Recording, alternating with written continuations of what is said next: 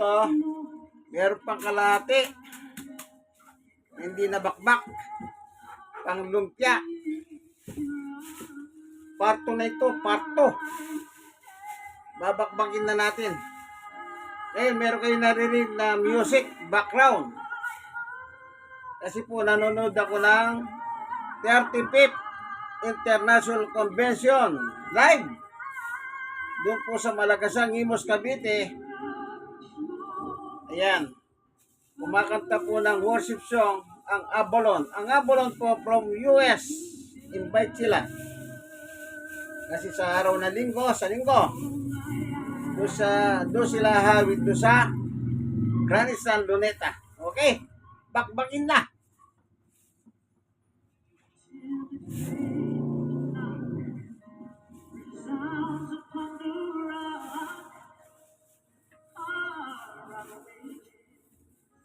One trembling heart and soul becomes a servant courageous. You come across the mountains and the sea.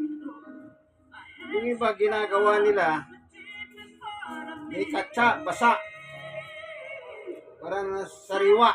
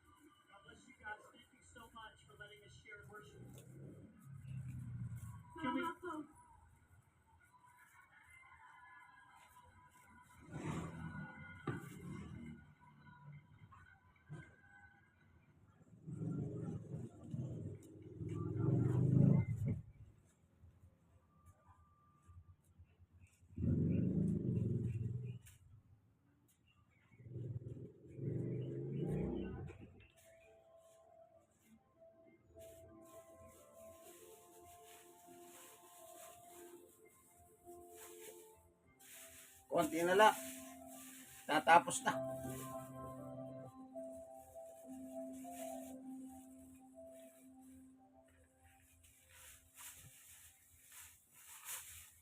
Once again, let's give it up to Avalon Worship. How many among us have been blessed and ministered at this moment? Amen. That's how you sing. And this is just a foretaste. On Sunday, they will be back with a whole roster of great songs from Avalon Worship. They're gonna do also covers, and we can't wait to see them use their talents for the glory of the Lord. Once again, thank you so much, Avalon Worship. God bless you all.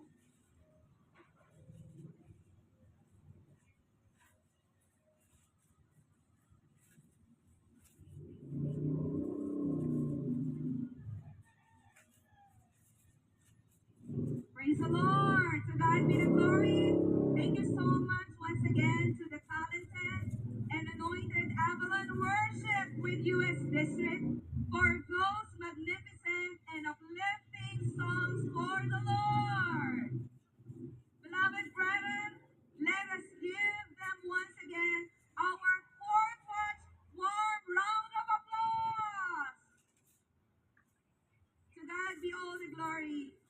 At this point, dear brothers and sisters, as we remain in the spirit of worship, let us move on to the induction of our church department officers. This year, the International Young Watchers Department and the International Church Adult Department have selected their new sets of officers upon the recommendation of our local pastors and district coordinators. At this point, let us call in the newly selected International Young Watchers officers in the year 2025 to 2027 together with the district representatives appointed by their district coordinators. To God be all the glory.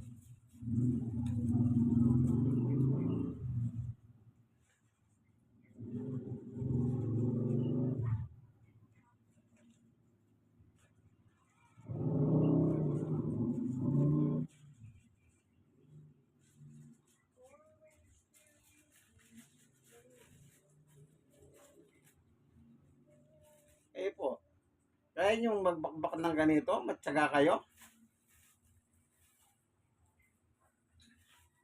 Kung minsan ang mabibili mong ganito, yung pangit. Halos nahirapan ka na magbakbak.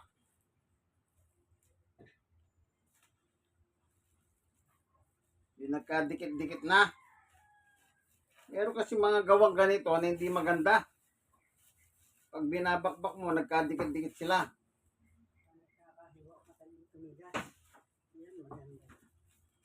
At tinatapon ko na lang yun, hindi ko na binabakbak yun. Kahit na hindi na pagkinabangan. Kaya kung gusto nyo kumain ng lumpia Shanghai, bumili na lang kayo luto.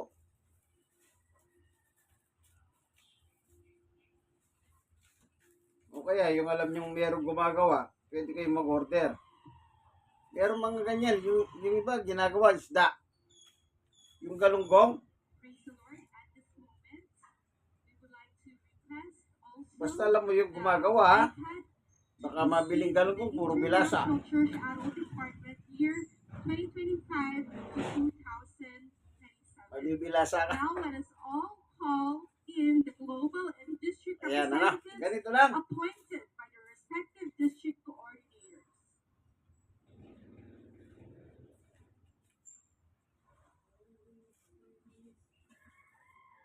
To formally induct our newly appointed officers for the International Young Watchers Department and International Church Adult Department, let us welcome our beloved Chief Executive Minister, Apostle Jonathan Santos Friol, to lead us in the induction ceremony.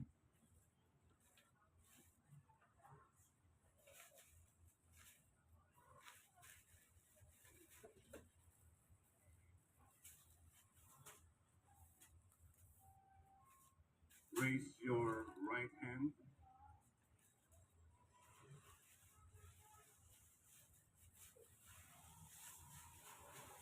I state your full name. Do solemnly swear before God and the church that I will faithfully execute the duties of my office as state your position in the International Young Watchers and Church Nakabukas Adult ba yung ano mo? Department Nakabukas? Oh. to do the best of my ability and by the Oh. grace Kumuha of ka na. God in me. Anong kukunin mo?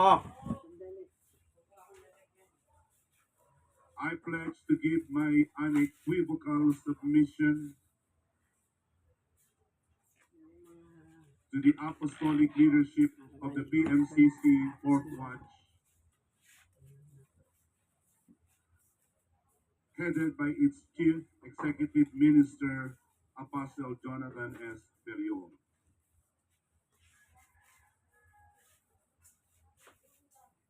I pledge to continue my faithful adherence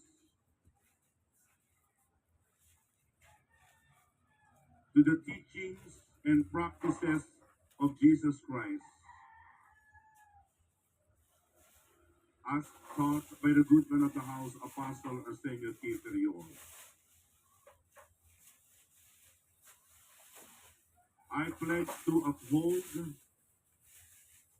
the apostolic doctrines and teachings of the PMCC Fourth Watch and set an example among the believers in my way of life, my purpose, faith, generosity, and love. May God grant me the strength and the wisdom to fulfill this role in a manner that honors His name and the church. So help me God. Huwag ka lang nakaubad. God bless you.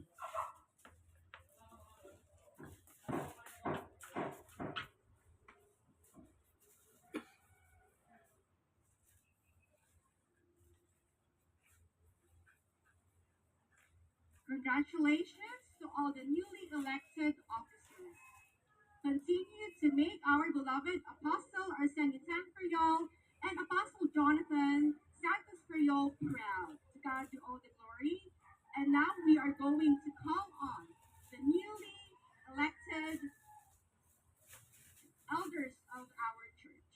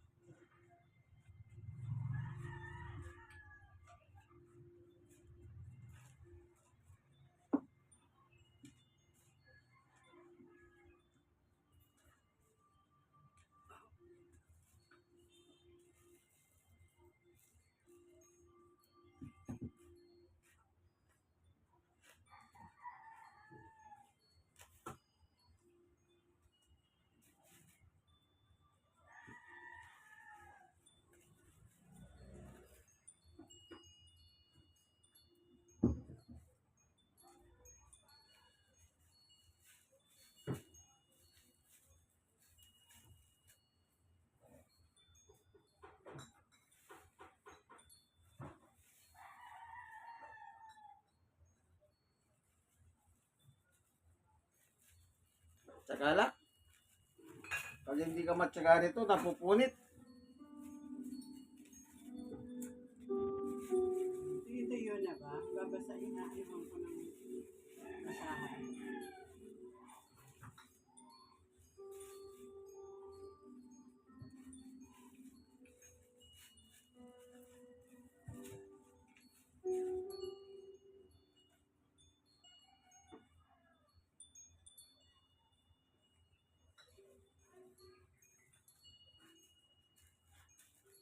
Konti na lang. Matatapos na rin. For us to know more about the overview of the church eldership and to lead us in the oath-taking for the anointing that will be bestowed upon us, it is our honor and our joy to have our beloved Apostle Jonathan Santos Ferriol.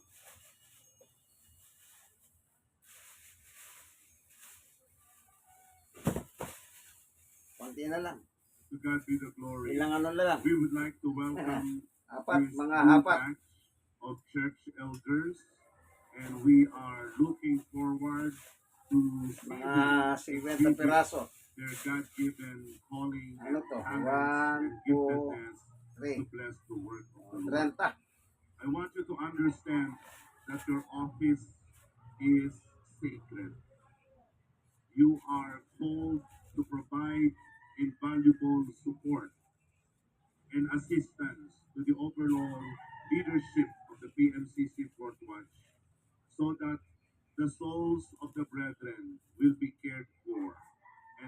they will be shepherded properly. Do not take lightly your calling. Eventually, you have to give account to God about your office. Rest assured that you will have my right hand of fellowship, just as I also expect you to give your right hand of fellowship to me and to the rest of the leaders of the church. Pagpalain kayo ng ating Panginoon at ako ay tumitingin na makasama kayo sa ubasa ng ating Panginoon at sa kanyang dakilang pag-aani. Itaas ninyo ang inyong kanang kamay at sundin ninyo ang panatang ito. Ako si kapatid na, banggitin ninyo ang inyong pangalan. Yamang ako'y inaring tapat ng Diyos na ako ay maitalaga sa paglilingkod bilang isa sa mga matatanda sa iglesia. Ay aking tinatanggap na may buong kapakumbabaan ang pagkatawag ng Diyos sa gawain ito. At yamang ako'y tinanggap ng pamunuan upang aking tuparin ang pagkatawag ng Diyos sa akin, ay aking pinagtitibay muli ang aking pananampalataya kay Jesucristo bilang Panginoon at tagapagligtas. Pinagtitibay ang paniwala sa mga kasulatan ng matanda at bagong tipan bilang salita ng Diyos. Aking pinagtitibay ang aking paniwala at pagsang-ayon sa mga turo at aral ng Pentecostal Missionary Church of Christ, Fort Worth. At sa pagsasapabuhay ng mga mabuting halimbawa na iniwan ng mabuting puno ng sambahayan. Dahil dito ay aking ipinangako sa harapan ng Diyos,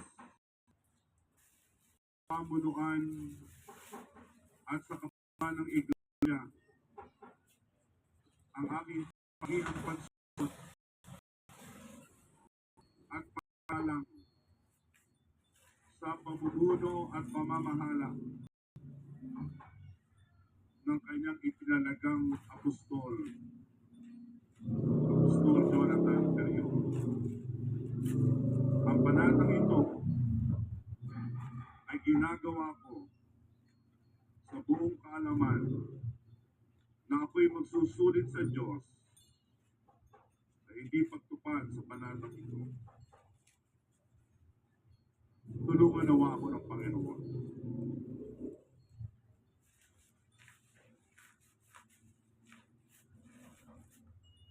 Ayan, oath taking po yan ng mga officer ng Pentecostal Missionary Church of Christ Fort Worth sa buong mundo.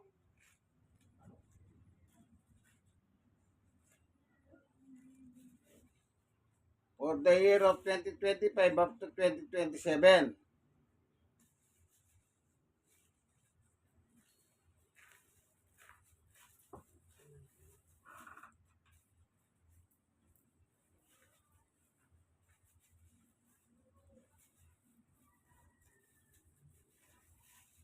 Oh, tsaka-tsaka, konti na lang, matatapos na.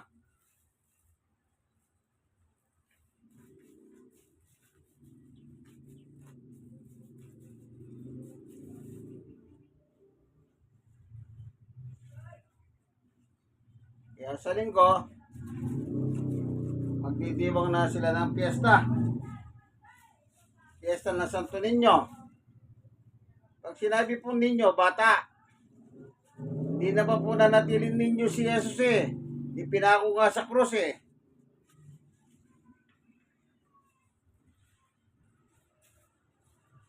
Lumaki siya ng aral. At tinatulan ng kamatayan para matubos ang kasalanan natin. Pinako sa krus. Yun po yung pagdadala ng kasalanan natin. Kaya paano mo sasabi ninyo?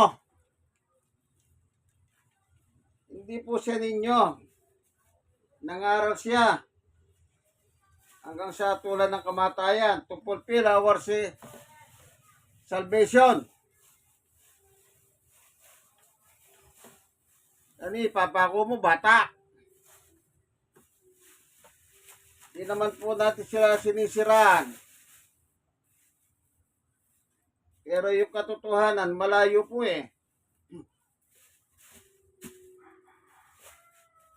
Hindi na natiling bata si Jesus. Tapos pinaparada pa nila. Ang buhat-buhat mga ribulto, gawa ng kamay ng tao. Yung pari naman, binibindisyonan.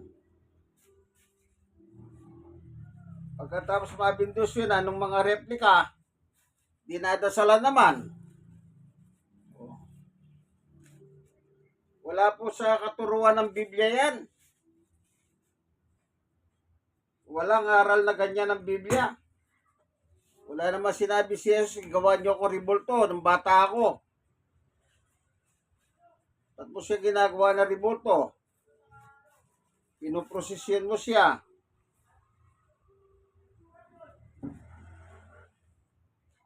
Hindi po ano yan, unbiblical yan. Kaya ang tawag ko dyan, unbiblical. Sa mananampalataya, Biblia po binagbabatayan. Hindi po tradisyon. Ay inyo rin tanggapin ang ganong kapangyarihan. Parunungin nawa kayo ng Panginoon sa inyong mga pagpapasya. Gawin kayong matatapang sa pagtatanggol sa adhikain ng Iglesia ng Panginoon. Magkaroon kayo ng puso na gaya ng kay Jesus sa pangangalaga ng mga tupa. Masundan ninyo ang mga tama na aral at turo ng kanyang apostol sa Iglesia na unang ibinigay sa atin ng apostol Arsenio Ferriol. Pagpalain ng Diyos ang inyong mga buhay, ang inyong mga sangbahayan, mapangunahan ninyo ang inyong mga anak, mapangunahan ninyo ang inyong mga asawa sa maayos na kaparaanan upang kayo ay maging halimbawa sa Iglesia ng Panginoon.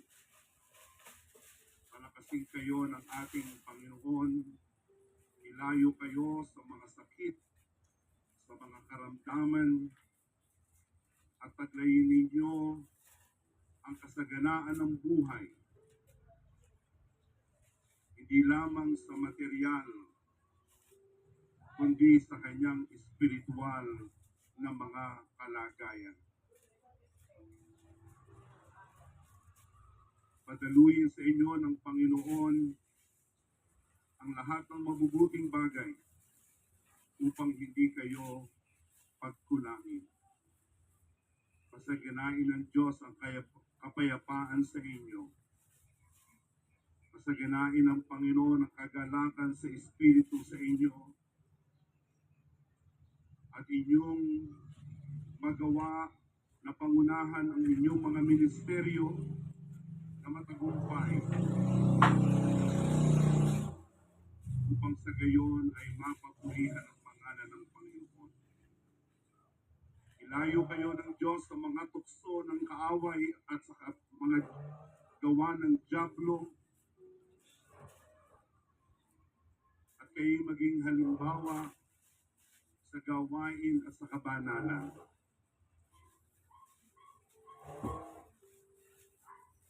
Purihin ka,